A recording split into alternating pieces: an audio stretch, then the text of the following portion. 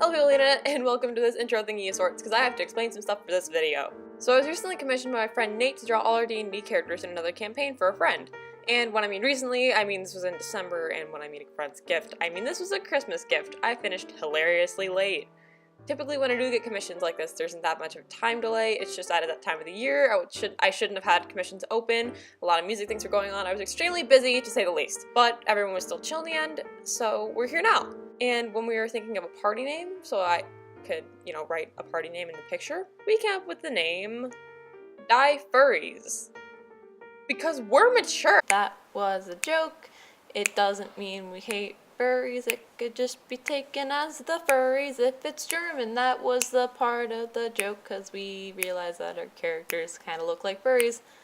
I went off beat for that point. Anyways, back to the video. So yeah, I will explain character thingies while the characters are being painted in the screen, and yeah, enjoy the video. Also, FYI, thanks to storage limitations and editing problems, I did not record the line art footage. That took about 4 hours to finish on and off, and I'm really mad about that, but anyways, back to your regularly scheduled programming. Alright, so, beginning of the speed paint, I would just like to acknowledge the fact that this voiceover has taken me 4 times to do correctly, and it's still not probably going to be done correctly. It's just this time, whatever happens in this take, I am keeping, because anytime I've been actually awake enough to do a voiceover, everyone's also doing things, and my dogs are being obnoxiously loud because they're the only ones in my house. So if you hear my dogs being obnoxiously loud in the background, I'm sorry, I'm going to try to edit that out, but I'm just done. So, this campaign is over. I didn't mention that at the beginning of the voiceover type intro thing, but the campaign that all these characters are from, it's over, and I was planning to do a story time of it. It's just, I will do one. It's just the one that I'm working on currently at the moment. It's not the one where I ruined a campaign, because I'm working on a collab. Collabs are fun. Yeah, apparently people actually like my content, so I'm going to be collabing with people, so that's really, really cool. Anyways, Sam. This guy's name is Sam. He doesn't actually look like this. A really long time ago, probably the first video you can see on this channel, or maybe not, I don't know if I privated it, I did a speed paint of the commission of this character, because my friend Nate, who I've name dropped on this channel before, he has commissioned me to draw his characters many, many times, and Sam was a fallen ASMR bard, and he was kind of an interesting member to have in the party. He caused a lot of trouble. We almost got killed multiple times, and I'm drawing him as a little ghost because he died thanks to failing a bet that he caused and no other of us wanted to do. It involved demon hunters, and I will make a video about demon hunters another time, because that's what happens when you run your campaign like an open world and like Breath of the Wild. Instead of, doing the things you gotta do to defeat Ganon, we just went straight to Ganon at one point, so that's fun, and I'm blaming Sam for it, even though we all could have said no, but we didn't. Yeah, but Sam was a fun character to have around, but when he died, we all kind of just got drunk in the campaign. We all kind of just went to a bar, but there was a famine going on, so it was extra pricey, so my character just got drunk off water, so that's fun. And yeah, rip in pieces Sam, and yeah, luckily this Nate's other character will show up in the speed paint. I would say his other character, but that was a mystic, and they were too OP anyways. Alright, so this is a weird little tangent type part, but there were 2 people that didn't show up for the most meetings that possible, but it was my friends. I don't know if I should name drop them. I'm not going to name drop them because I think I drew their characters horribly wrong. So this one person showed up for a couple meetings and then didn't show up again. And they played a custom class called the Dragoon, which I'm pretty sure is based off of a Dragoon from Kirby. I don't think that's a thing. I have never really played a main series Kirby game. Actually, no, that's a lie, I have. I just don't really know my Kirby lore, so... But yeah, I just know they were jumpy dragon armor dudes, and I wanted to include them into the painting. And I never learned this character's name, and I never learned the other character's name, which I could have asked, but I didn't. But yeah, mainly because of the fear that if I got their characters totally wrong and they knew that... Oh my god, I have the hiccups. Wow, this is... Oh my god, this voiceover's gone so wrong before. Screw it. I'm gonna be hiccuping. Anyways. So, during this thing, they showed up for combat a little bit in 2 encounters when we were in a hellscape place. And that was fun. and then like they kind of just like boinged out, and then it was an interesting time. And yeah, this other character, which you're seeing on screen right now, is another player who showed up for maybe like 3 or 4 meetings. It was one of their first D&D characters, which, like, let's be real here, your first ever D&D character probably isn't the most detailed backstory wise, because you're trying to figure out how the game works. You're kind of like, my first D&D character, the whole thing was that they didn't know how they didn't know what was going on. So yeah, they played a Red Dragonborn rogue. That's really all I know. And that's really all we ever found out. There's some characters where we just literally never went into their backstories, which you should never do, but we did. Yeah, so that's fun. And also, another thing with this entire commission thing, you'll notice that I copped out and I did not draw full bodies of the characters. That's because at the time, I had never done a party commission before, and yes, I'm talking to the next character, because this character's footage has a lot of footage, I guess, but at this point, I had never done a party commission before, and now that, if you saw that little thing, I do have commissions open. In the making of this video, I just realized that you can be viewing this way later. But if you are curious in commission things, check my social media bios. I will update them. Mainly check Instagram, because that's the one I would update the most, if I'm being completely honest. And if you are interested, I will put info stuff in the description for commission stuff, because I saw some people asking like, hey, can I see your commission info? But yeah, there's certain things like I have gotten scammed in the past for commissions, so I will take the payment up front just because all that. Because I've been scammed too many times, and I'm really done with it. And if I do get a commission and pay up front, I will not have it delayed like this entire thing was. Because now I actually know what a party commission is like, and like what I should do. And if I do a party commission, I will not draw only nubs of your characters. I will actually draw the full body character. It's just this time I copped out, but it looks fine in the end. But I will not do that in the future, because that's different. Anyways, Krek the Cleric, everybody!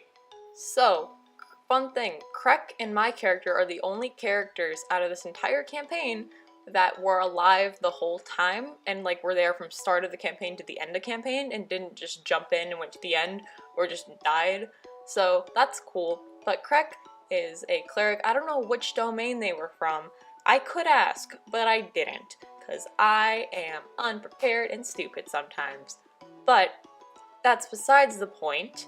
I didn't really know what domain they would be part of, because of the fact that halfway through the campaign we learned that Krek's deity was dead. And not the like goddess of death, no. They worshipped Anubis, and they were dead. So that's fun. So they were a godless cleric, so they turned to alcohol. So they became an alcoholic, and I'm glad that we had this cleric in the party, but so many times did we fall into the pit trap of, you're a cleric, but you never heal. Which that's not exactly how all clerics should function.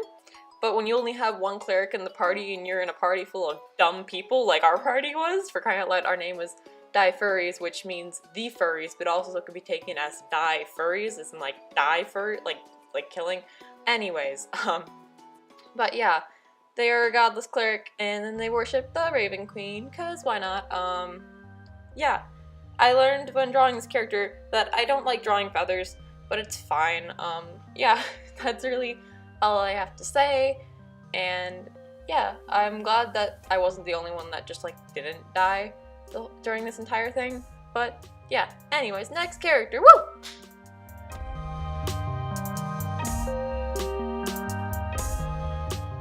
Alright, so this is my boy, Rio, and when I played this character, I learned that I don't like playing fighter very much, or at least this fighter archetype I picked. Now, if you totally enjoy playing the fighter, I don't blame you. There's some fun things. It's just like, I was stuck in the situation of your friends are casting all these cool magical ability spells, and you have a buff strength and a buff dex, and meanwhile you only do 1d6 and hit less than half the time because I have bad luck rolling.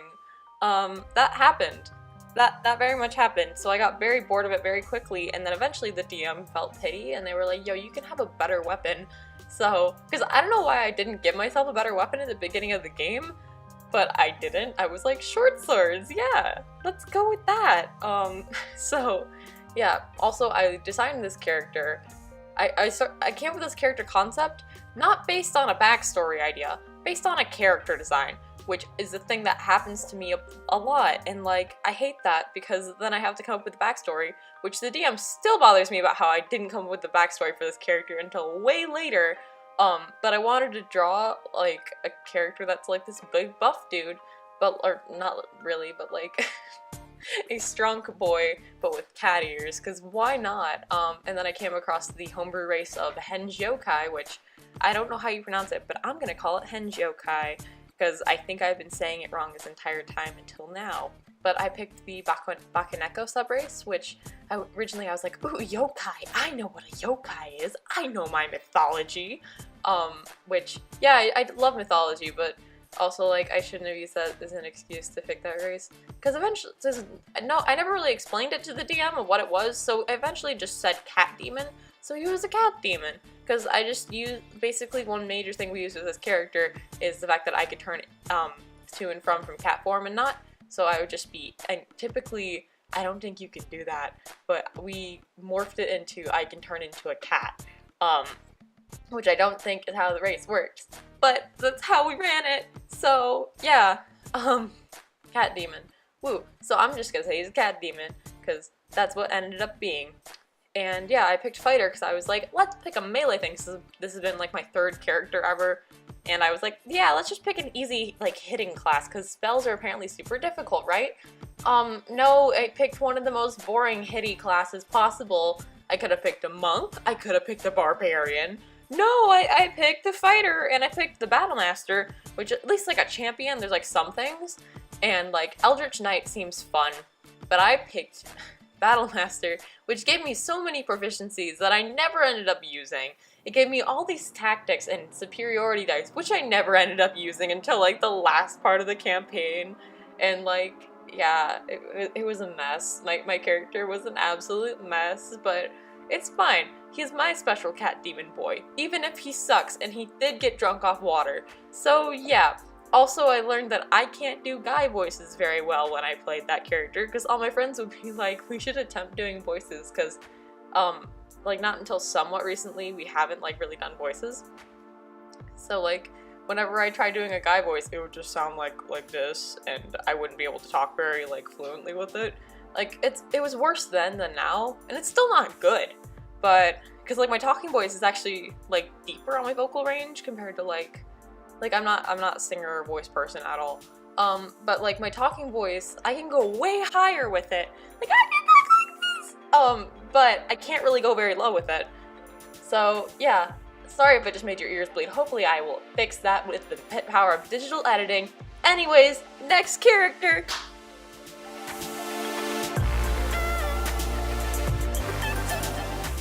So, I am one that believes in the fact that alignments are like, they shouldn't be like how your character works, like necessarily, I guess. Like if I messed up what I was saying, please don't kill me in the comment section. That's not what I meant, and you don't get to hear what I meant cause I cut it out. Apparently, my moral compass as a person comes into play more than my moral compass as a player whenever I pick a chaotic thing, except for like maybe one character or so. But in this campaign, thanks to this character, the DM made a rule that for their next campaign, no one is allowed to pick chaotic just because of the fact that we used it as an excuse so much. And this character is Arctic. His actual name is not Arctic, but I didn't want to pull out my character sheets where I took notes. But yeah, Arctic. He, fun thing about his character, he is a ice draconic sorcerer, I think. I don't know exactly the terms for it, but yeah, he's a sorcerer that uses the dragon bloodline thing. Apparently, like, his village or parents was killed by a dragon, which came into play later when we ran into that dragon. And then when I was like, yo, because there was like this guy that was apparently the dragon but like lost his memory, something along those lines. And I was like, maybe we like shouldn't skin the dragon. And then they were like, no, let's skin the dragon. And then a goddess showed up and it's like, yo, that's my pet, what the hell? And then we got cursed. So that's why you should always wait. But yeah, so this character was a creation of just vickery, and thanks to Nate playing this character, the campaign turned from the party going on adventures to Arctic doing stuff and the rest of the party following them, I guess. So yeah, if I have to give any kind of message, if you're playing chaotic neutral, it does not give you an excuse to play chaotic dick. Yeah. There's a big difference. Even though as a player, I didn't like it, but like as someone, like as me in general, I did enjoy having this character in the party. So it might sound like I'm going super hard on this character, but he was fun to have in the party. But at one point, we all got super annoyed and were plotting against him to kill him, but we missed our shot to kill him. And there's so many stories that have gone wrong that involve this character, so he will definitely show up on my channel once again sometime later. But oh my god, I'm getting so sidetracked. But yeah, fun thing about this character's hair. He was given the ability to use fire as well as his ice powers while we were in that cave with the dragon. And the DM is the one person out of that entire party, or out of our entire party, like player-wise, that has not seen or heard of My Hero Academia. Or no, not heard of, knows about My Hero Academia. So when he gave him red on the side of his hair that was already white, Nate's first reaction was, oh crap, let me just burn my eye real quick, and like, he tried, but the DM wouldn't let him. But yeah, so if it looks like it's a Toridrawsstuff knockoff, that was not the character's original design. But it kind of turned in, not really. But yeah, you can totally make Toridrawsstuff comparisons and stuff like that. So if people are commenting Toridrawsstuff things, they're either commenting it to be ironic, or they heard this part just so they can say that, or they saw the final image and are just like, why is there Toridrawsstuff in your character party? Anyways, I don't know how much left is in this video clip. Oh, I'm a mess. Oh well, anyways, I hope you enjoyed me rambling about this character. Don't always remember, it's okay to be chaotic. Chaotic's really fun. Just don't be an asshole to the rest of your player party, and then it's a good time. Woo! So, the warlock of our party, this is one of the newer members that joined our group around halfway through this campaign. So, fun thing, we never actually ended up learning their backstory at all. And like, we learned their name because we're crying out loud. How could you not remember the name Parsefucker? Yes, it has a PH. I'm not swearing, YouTube. You can stop that now. It's not like I was monetizing the video. Anyways, yeah.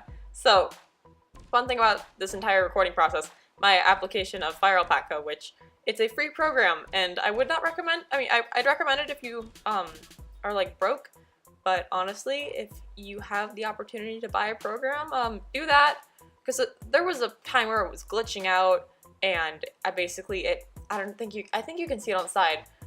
Maybe not, but sometime in the future you'll see that it had me select multiple layers at the same time and I couldn't unselect it, so that was really annoying. But anyways, I learned that I should use reference when drawing Dragonborns, because I didn't use a reference while drawing this Dragonborn, and I hate to say this, but I've never drawn anthropomorphic dragon people before, so, yeah.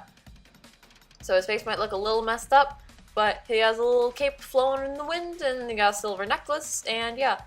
I think he was a warlock that, like, had a pact with the Fiend, I think, from what I remember. And I remember halfway through, towards the end of the campaign, he was the most dead set on killing Arctic out of anyone in the entire party. He was like, we need to kill Arctic, we need to, like, he'd keep telling the DM, yo, can I cast, like, Firebolt at him? Anyways, next character, Ignace. I'm not cutting this voiceover because I'm already in this clip, and it worked out. So, Ignace. He is a Fire Genasi sorcerer. Yeah, he's a sorcerer, not a warlock. He's thinking of a different campaign. So, this character was brought into the campaign after another character, which I will mention after this clip, was killed. And it's not like a sad PC death, I will talk about it anyways later. So, Ignace is, yeah, Fire Genasi sorcerer, and he came from hell. Not in like, oh, he's a bad player. No, nothing like that. His character literally broke out of hell in a hell outbreak, and he stated this multiple times, but apparently we helped, like, the guy who organized the hell outbreak break out of hell, or get the hell outbreak actually being a thing. And that's when the demon hunters were brought into the whole campaign, which there's an entire video I can make about the stupid demon hunters, because, like I think I stated earlier, I don't know if I've stated this earlier, I'm forgetting what I've said already, but the DM ran the campaign as if it was open world like Breath of the Wild. I'm using that as an example. So instead of, you know, getting everything together and taking down the final boss while we're actually put together as a good party, we went basically straight to Ganon. So that's fun. And yeah, thanks to that we met the demon hunters. Why did I forget what I was saying halfway through my sentence? Anyways, I'm talking really, really fast and loud just because I'm tired. But yeah, so he broke out of hell, and fun thing that happened is around, like, at some point he didn't like playing the character anymore, so he ended up just getting like taken to hell again, and then like a new character showed up, which is fun. And yeah, we met this one guy named Anti-Burn, which I kept calling him Antifreeze because that was funny, even though it was really just me being stupid calling him Antifreeze. So yeah, also the little firecracks in the face, that's not my original idea. I saw it, well, his character design, a lot of the designs in this painting I kind of took into my own creative liberties because I was like, this is how I'd been seeing him in my head, and I saw this whole like firecrack thing in the face with fire genasi in another party painting, which is probably the most popular painting my DnD party video online at the moment that I remember in recent memory. Jeez, it's by ABD Illustrates. I probably am getting that name wrong. But they drew like this tiefling fire genasi like monk character, and I was like, oh my god, I love their design. I'm gonna incorporate something there. So that idea's probably from them. Now you know. Anyways, this is Arvil. Arvil, what happened with his footage? My screen recorder program started glitching around this time, and it didn't let me, it didn't save the footage, and it didn't record any of the footage, except for like this little glimpse of footage, which you will see sometime very, very soon, where I was like trying to actually like make the bow not just blend in with the background. And he was a dark elf ranger from what I found out, and originally I was not drawing him as a dark elf at all, so I kind of gave him like a drow look. I may have totally messed up his design in the entirety. I may have majorly messed that up, but it's fine. It's fine. I can't go back and fix it, so yeah, we're gonna go with that. And when he said dark elf, I thought drow, and ranger, I thought green clothes and bow. So this is the last two characters in this, last two characters, not the ending of speed paint, but yeah, there's Dent and there's Rose. I put them together, but they aren't necessarily the same character, but they sort of are. It's weird to explain. So Rose is an NPC we met towards the end of the campaign, along with another NPC named Bohen, which was like this ancient, like, goat man. So we just called him Goat Man because BuzzFeed Unsolved Goat Man Bridge. If you've seen that video, great. If you haven't seen it, look it up. So yeah, we ran into Rose. Apparently Rose had made Dent a long time ago, and we eventually just ended up going through the like ending of the campaign with those two because they were like actually good NPCs. But at some point, Dent, who's the robot in the background, who's a paladin, I don't know why he's a paladin, but he is. It might be a reference, but I don't know. So eventually we're at this one part where we have to get past a door, and what happened, there's this giant like guard dragon metal creature in front of the door, and we're like sneaking by, and I think what happened was one character, it was Arctic, was like, okay, I'm gonna cast a spell on us so we go invisible. So he did, and we're sneaking past, and what happened was one character rolled low on a stealth check, and then they dropped invisibility just dropped on all of us. But yeah, one character rolled 1 below the check for stealth, so we ended up having to battle it. Instead of battling it, Rose was just like, don't worry, I got this, and she sacrificed Dent to it. And we were like, what's going on? So eventually, this thing just like stabs Dent's robot body, and there's like these purple crystals that just shoot out into it. Or I don't know if they're purple, I'm gonna say they're purple. They shoot out into the robot thing, and it kills the robot thing. And we're like, oh great, Dent's dead. Nope, Rose goes over, takes a chip out of Dent, puts it in her prosthetic arm, because apparently she has a lot of prosthetics, and I think I may have drawn the prosthetic way too. It looks more like a Nintendo Power Glove than a prosthetic, so I really wish I would have done that better. But yeah, she took a chip out of him and put it in her arm, and then Dent was able to control her body along with her also being conscious in it. So basically, Dent was a girl? but also like not, because it's a robot and doesn't have a gender. So yeah, that's why I put those two together, and that's what happened. That could have been an entire story thing, but guess what? It wasn't. Now you know. Also, at certain points, because he's like, Dent was a giant robot that stood like taller than most of us, I think. At some points, at one point, Art got a portable hole from some sort of shop, and he wasted like all our money on the portable hole. And yeah, we just ended up putting Dent in the portable hole a bunch, and he had a Newton's cradle, so that's cool. So we're at the end of the speed paint. It's just like at this point I wanted to include parts, like that's not just like, oh, the characters are done, bada bing, bada bam. No, I wanted to put in cell shading, because like, I like cell shading, and I don't know exactly if it's the most entertaining thing to watch in the world, but it's like the process of, it works a lot better in digital than traditional, but you can do it in traditional. I've done it before. It's kind of like watercolor glazing, and it's why layers are important in digital art. So you basically take a bright obnoxious color and you mess with the transparency of it, and it adds shading, and you can change the colors of it thanks to clipping masks and all kinds of cool things. So yeah, this entire painting has been so fun to make. It's just like, it's also been like so much work. And now I know for future party commissions, if someone ever wants me to draw their entire Dungeons and Dragons party, I now know like what to do with what to do with shading, and what to do with coloring, and what to do and like actually draw all the full bodies and not just cop out like I did this time. Like I will actually do full body drawings. So, because you know, customers are customers, I guess. So yeah, I've learned a lot from this. I learned how much work it actually is to draw a character like that, and I've learned that I should definitely fix faces and not just be like, yeah, this is fine. And I've gotten more comfortable with line art. When I first started this painting, I was not very comfortable with digital art at all, and the line art was it took me so long, just because of the fact that things were going on in my house, but also the fact that I had never really done like a bunch of digital line art like this. I'm still not the best with digital sketching at this point, but I've gotten better with that. Yeah, it's all about just being comfortable with your new mediums, and I've had the ability to do digital for a long time. It's just recently I've gotten way into it, but before then, not very much at all. And I think it's the Dungeons & Dragons storytime things that have actually gotten me more adjusted to like drawing in digital, which is really, really cool. Anyways, I put all the things together, and I added like that little podium at the bottom that is attempting to make it look sort of like German. I don't really think it's German. And then like I added some dice in it that were originally the one-sided dice that the DM had at the beginning of the campaign, which now they have two sets of dice. They have metal dice and these green dice, but I put the green dice in there because it went more well with the blue cell shading, and I thought it would look good overall, and plus green, blue, glowy things are really, really fun to draw. And yeah, it's kind of cool because I realize now that the dice kind of look like holograms of sorts, which kind of makes sense because the DM put a lot of homebrew into this campaign that had to do with like technology and stuff like that. For example, there was like robots, like I had mentioned just previously. There's all kinds of robots and all kinds of like future tech things, but there's also a bunch of like medieval like D&D things. So it was a fun time. Yeah, if you are interested in commissioning me, which you don't have to at all, this is just because I've seen people ask about commission info, I will link stuff like that in the description for certain.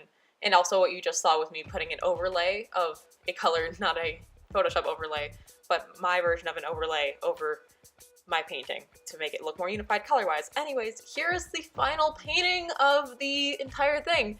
I am so happy how this turned out in the end.